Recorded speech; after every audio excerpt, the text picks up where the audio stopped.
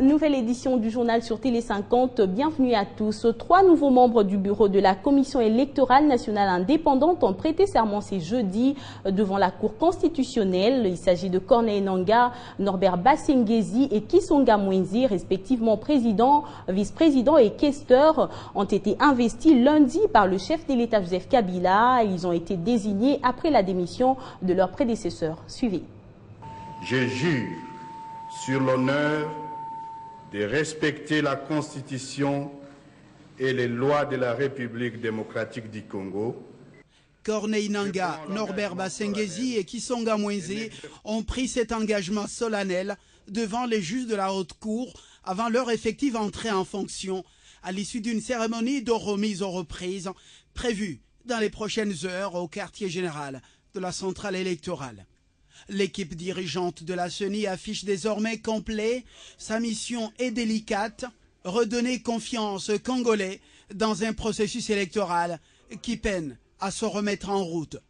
Le bureau Nangaa, qui en est conscient, a une idée nette de l'approche de son travail. Il sera donc question pour la CENI de procéder à une évaluation sans complaisance du processus. Après cette évaluation, nous mettrons l'accent sur les consultations des parties prenantes.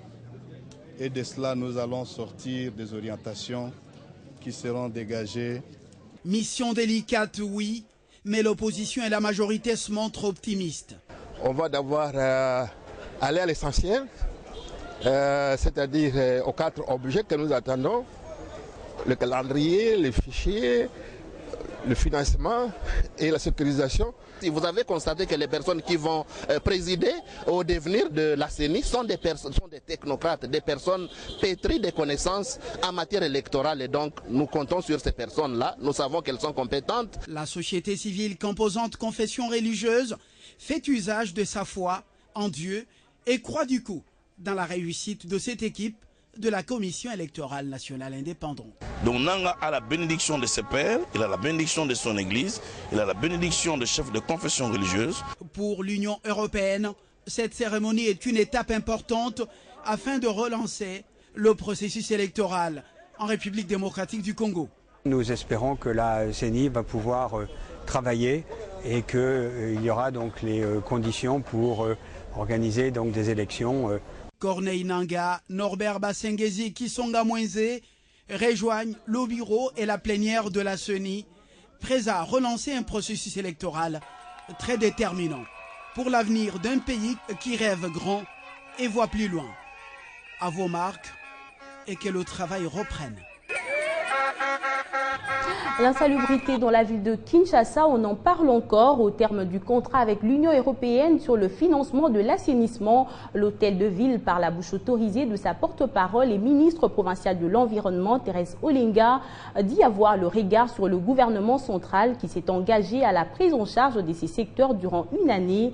800 000 $ américains, c'est le montant que doit débourser le gouvernement Matata chaque mois pour venir en appui aux autorités urbaines de Kinshasa. Et pour sa part, le gouvernement a réagi par un communiqué justement qui revient sur cette épineuse question. Nous y reviendrons dans nos prochaines éditions. Dans l'actualité également, le Premier ministre Augustin Matata Ponyo a eu une séance de travail avec une délégation de la Banque mondiale conduite par Mamadou Ndiaye. Il était question de discuter sur 2 sujets majeurs en rapport avec l'énergie et l'agriculture. Occasion pour cette institution de Bretton Woods de présenter la directrice pour l'agriculture en visite ici en République démocratique du Congo. À la primature, les directeurs des opérations de la Banque mondiale n'est pas venu seul. Il est accompagné de hauts fonctionnaires directement liés à la question et entrés à l'agriculture. Dans la salle des réunions, où le Premier ministre préside la rencontre, les discussions tournent autour des projets des pôles de croissance dans l'ancienne province de l'Équateur, les PARSA, mais également l'énergie. Donc nous avons d'abord abordé un peu les questions énergétiques pour faire un tour d'horizon de la coopération, mais voir également les derniers développements sur le projet INGA.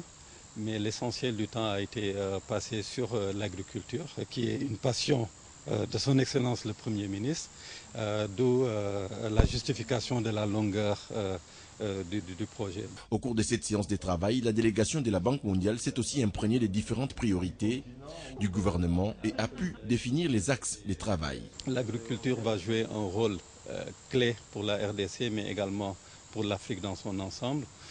D'ici quelques années, c'est une augmentation de la production de 60% de la production agricole qui sera nécessaire pour nourrir l'Afrique. Et donc les méthodes traditionnelles qui sont appliquées jusque-là ne vont pas suffire.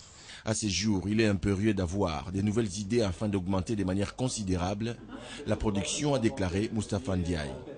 La Banque mondiale, un des partenaires de développement de la République démocratique du Congo, pense appuyer ces deux secteurs, à savoir l'agriculture et l'énergie, afin de promouvoir une meilleure production, espère-t-on. Et outre ces passages à la primature, cette délégation de la Banque mondiale est allée à la rencontre du ministre de l'Agriculture, Pêche et Élevage. Ensemble, il a été cette fois question de voir comment consolider le partenariat entre la RDC et la Banque mondiale dans les secteurs agricoles. La Banque mondiale est désireuse d'appuyer la RDC pour le développement de ces secteurs. Dans cette salle du ministère de l'Agriculture, à côté d'Émile Mota, de hauts fonctionnaires de la Banque mondiale liés aux questions de l'agriculture. Les développements du secteur agricole en République démocratique du Congo intéressent aussi la Banque mondiale qui, au cours de cette séance de travail, n'a pas manqué d'éprouver sa détermination à aider les pays. Il y a eu un tour d'horizon sur les défis, mais aussi la potentialité de l'agriculture en RDC et sur des points de collaboration qui sont soit déjà en route, soit peuvent se concrétiser pour le futur, avec des activités agricoles, mais soutien aussi par le biais des zones économiques spéciales, le développement du parc agro-industriel du Bukanga-Lonzo. La RDC, avec plus de 70 millions d'habitants à nourrir, a un grand travail à faire quant à l'évacuation des produits agricoles. Un défi qui n'est pas du tout facile à relever, expliquent ici les ministres à l'aide de cette carte agricole de la RDC actualisée. Le projet Bukanga-Lonzo, qui avait comme marché Kinshasa, donc, et d'autres on va le mettre dans le bac café, ainsi de suite. Eux n'ont pas de problème parce que de par les frontières ici. Côté Parsa, il a été remis au ministre Mota une étude analytique du secteur agricole dans les provinces de la République démocratique du Congo. Et qui est allé province par province. Bon, maintenant vous le trouverez là pour 11 provinces. Juste après, ça sera une autre séance de travail avec cette fois la société israélienne Shemer Group, spécialiste dans la techno-agriculture, qui compte aider la RDC à diminuer sensiblement ses importations agricoles. Direction cette fois l'ex-province du Katanga où plusieurs zones d'ombre viennent enfin d'être décelées dans la gestion du gouvernement provincial.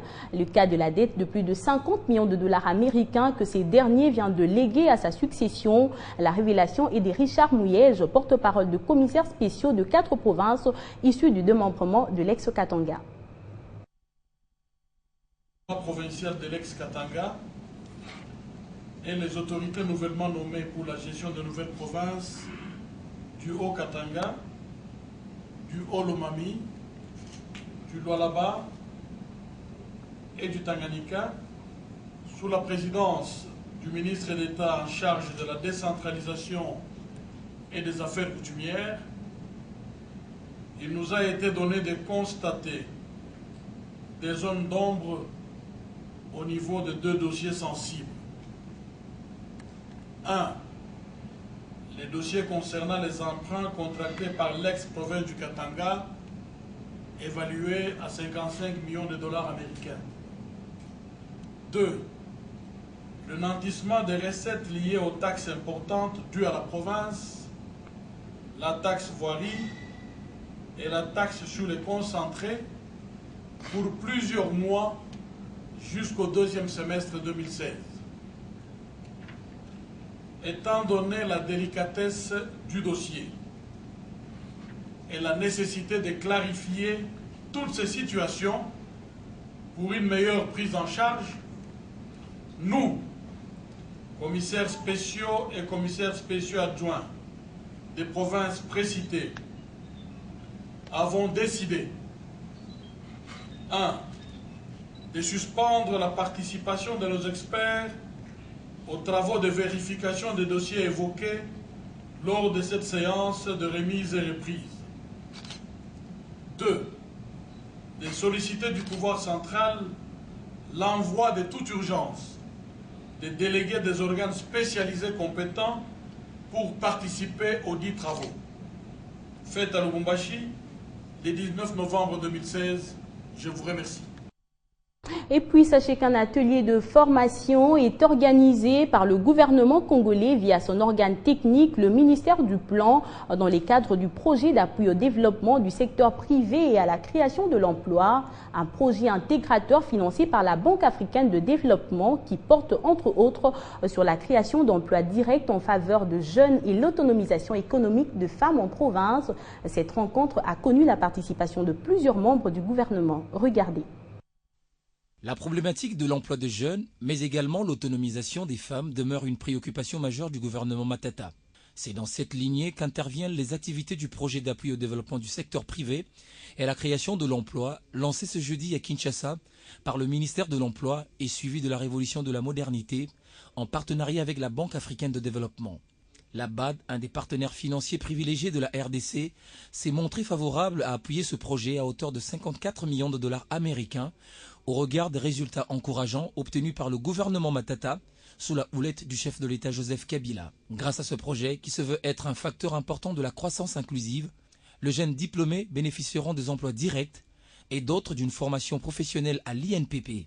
Il est également prévu un important investissement en équipement technique pour la faculté polytechnique de l'université de Lubumbashi.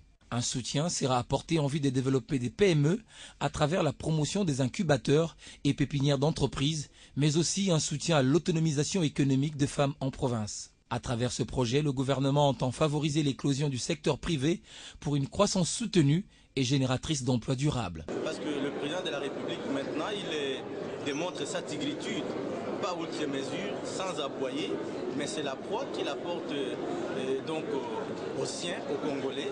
Et là, c'est près de 40 millions de dollars que la BAD apporte à la République démocratique du Congo dans tous ces secteurs bien privés, bien ciblés, et notamment l'autonomisation économique des femmes, pour un minimum de 9000 femmes à l'horizon issu. Et vous avez l'employabilité des jeunes et l'appui au secteur privé. Dans le même cadre, le chef de l'État Joseph Kabila s'était également engagé de financer 50 meilleurs projets de jeunes congolais à l'occasion de la création de la Fédération nationale des jeunes entrepreneurs congolais, une structure qui a vu le jour il y a quelques semaines en République démocratique du Congo.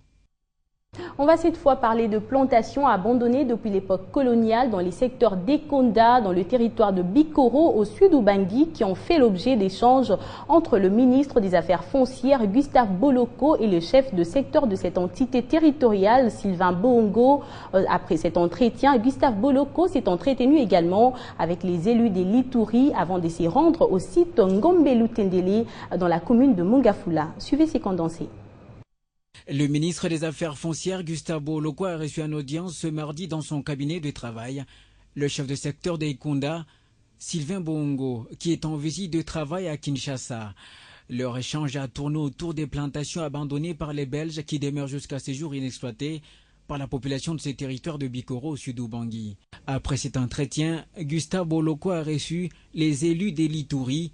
Cette délégation était venue s'entretenir autour d'une nouvelle circonscription et la date de mise en place des animateurs des nouvelles circonscriptions. Le ministre nous a donné une promesse ferme que d'ici la fin de l'année, il pourra prendre des décisions nécessaires pour la mise en œuvre de ces circonscriptions.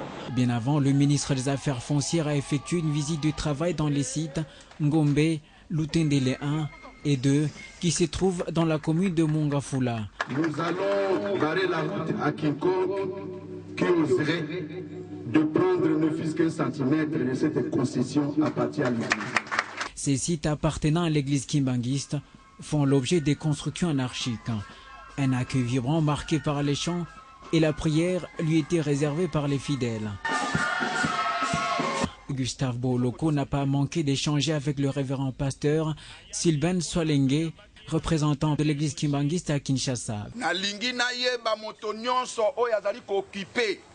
une partie ya mabele ya esika o ya église pona koyebisa bango soki batongaki etali bango. À Ngombe Lutendele 2, le ministre a été honoré par la remise des cadeaux en nature.